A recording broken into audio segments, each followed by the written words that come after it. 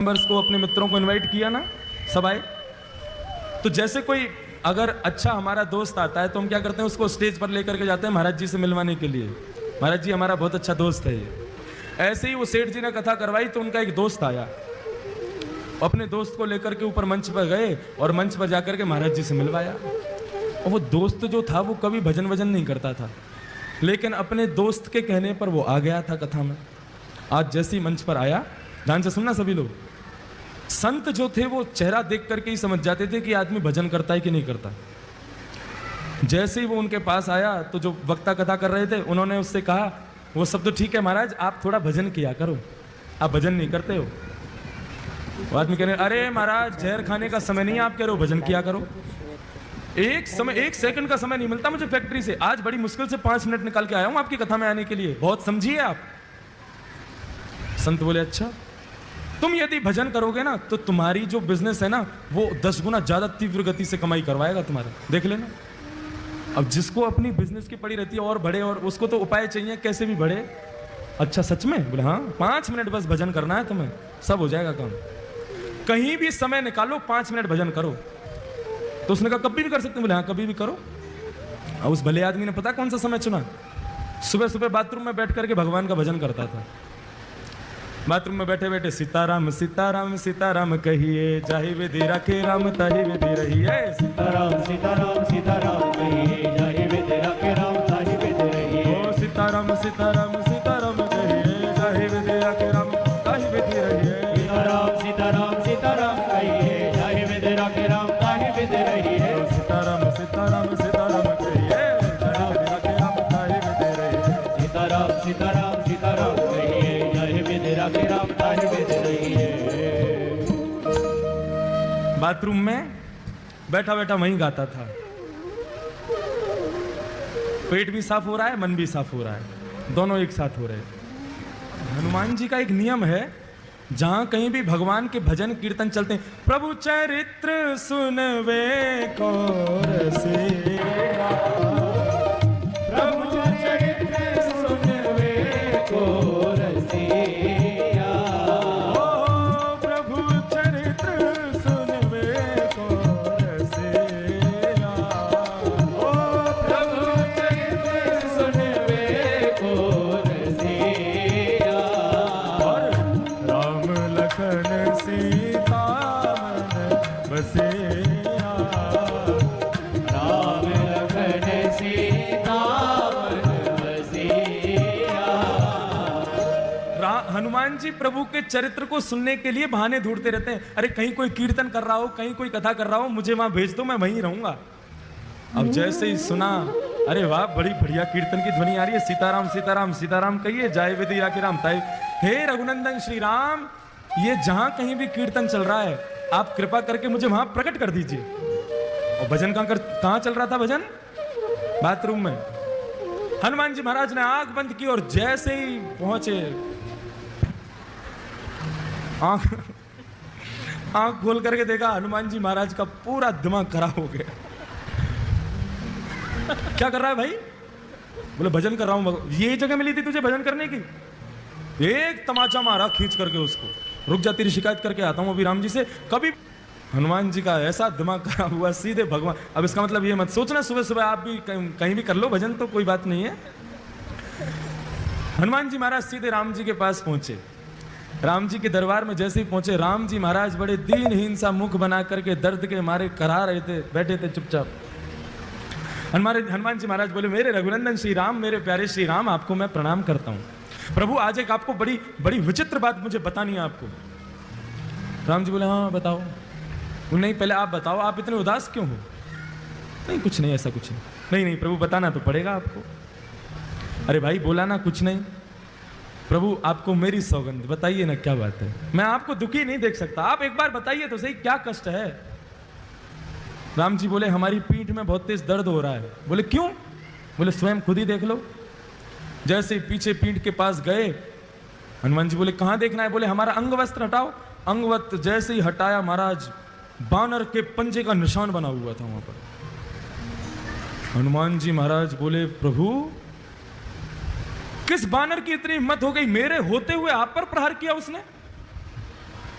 राम जी बोले बस ऐसे ही है, कुछ लोगों को ज्यादा ही छूट मिल गई है। बोले नहीं नहीं प्रभु आपको बताना तो पड़ेगा, ये लगी कैसे आपको? राम जी बोले हम नहीं बोलेंगे। बोले नहीं नहीं प्रभु बताना पड़ेगा। बोले हम नहीं बताएंगे।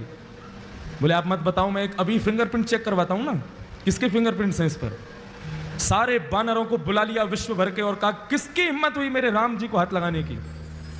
बानर सब कांपने लगे। बोले महाराज हमारी हिम्मत नहीं है, हम तो राम जी को दूर से देख के भाग जाते हैं, के पास रहते हो, हम मारने की सोच भी नहीं सकते। बोले ऐसे नहीं बताओगे, एक एक करके आओ और अपना हाथ रखो, जिसका हाथ यहां पर सटीक बैठ गया उसी ने मारा है। अब एक एक करके सारे बानर जा रहे हैं, राम जी के उस पंजे पर हाथ लगा रहे हैं। राम जी मन ही मन प्रसन्न हो रहे हैं, कर लो सब कुछ कर लो, जो करना है कर लो। एक एक करके सारे बानर चले गए महाराज, एक का भी हाथ नहीं बैठा। हनुमान जी चरण पकड़ के बैठ गए, प्रभु बताइए ना किसने मारा? इनमें से तो कोई भी नहीं था।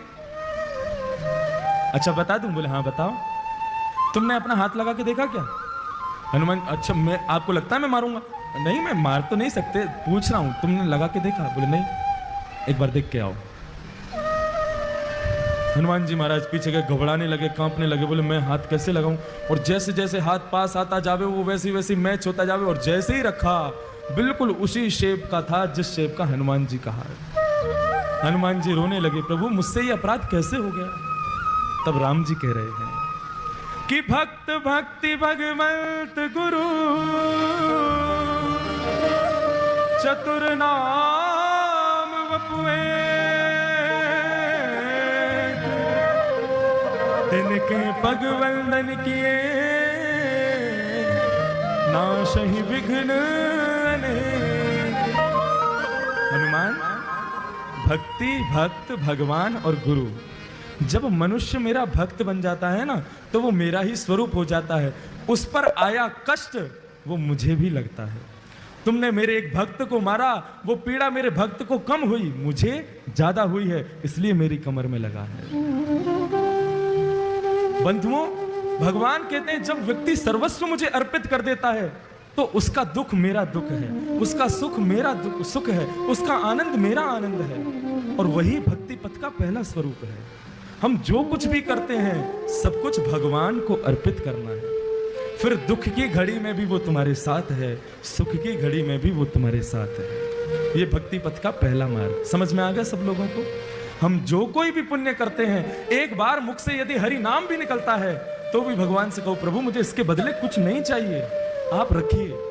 भगवान की दरबार में तीन चीज हमेशा याद रखना, तुच्छ कुछ और सब कुछ। अकौआ के पत्रों पर राम राम लिख करके लोग माला बना करके पहनाते हैं।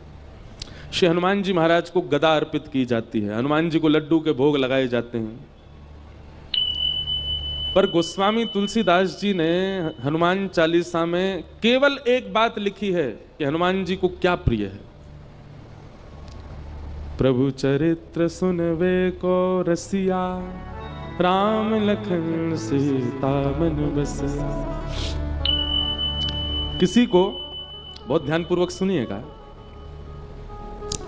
किसी व्यक्ति को जलेबी बहुत प्रिय है और आप जब उसके पास जाते हो तो लड्डू ले जाते हो या रबड़ी ले जाते हो, कलाकंद ले जाते हो, मोहन थार ले जाते हो, बालूशाही ले जाते हो। मुंह में पानी तो नहीं आ गया आपके? इतनी मिठाई के नाम ले दिए हमने। पर सामने वाला आपकी सहजता और आपकी लाई हुई वस्तु को स्वीकार तो करेगा, प्रसन्नता से रख लेगा। हाँ अरे वाह भैया लड्डू लाए, लाओ धर दो।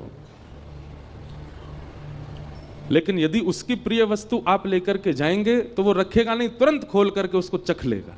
अच्छा जलेबी लाओ भाई, अरे गरम गरम है, अभी अभी पा लेते हैं। चाहे उसका पेट भरा हो, चाहे वो कितना भी तृप्त क्यों ना हो, उसकी प्रिय वस्तु उसके सामने प्रस्तुत करोगे तो तुरंत लेगा। हमारा और भावों से कोई विरोध नहीं है। आप ऐसा मत सोचना कि हम हनुमान जी की अन्य सेवा के लिए मना कर रहे हैं। कई जगह वर्णन है कि ऐसे ऐसे हनुमान जी को रिझाओ, हनुमान जी के सामने ये करो, ऐसा करो, ये उपाय करो, आदि आदि सब ठीक है। पर वही बात है कि आप अन्य उपाय करोगे तो हनुमान जी महाराज उस उपाय को लेंगे, रख देंगे। कभी जैसे हम फ्रिज में रख देते हैं मिठाई, फिर कुछ दिन बाद चख के देखते हैं। तो आपके द्वारा प्रस्तुत जो भी भाव है हनुमान जी उसको ले तो लेते हैं पर रख लेते हैं, पुनः अपने ध्यान में बैठ जाते हैं। लेकिन जैसे ही कोई सन्मुख आकर के प्रभु श्री राम या प्रभु श्री कृष्ण की मधुर कथा, कोई लीला सुनाने लग जाता है, हनुमान जी अपना नाम जप साधन आदि सब छोड़ करके नेत्र खोल के उसको सुनते हैं। और कैसे सुनते हैं? यत्र यत्र रघुनाथ कीर्तनम तत्र तत्र कृतमस्तकांजलिं बाष्पवारि परिपूर्ण लोचनम मारुतिम नमत राक्षसांतकम। बाष्पवारि परिपूर्ण लोचनम, नेत्र सजल हो जाते हैं हनुमान जी के कथा सुनते हुए।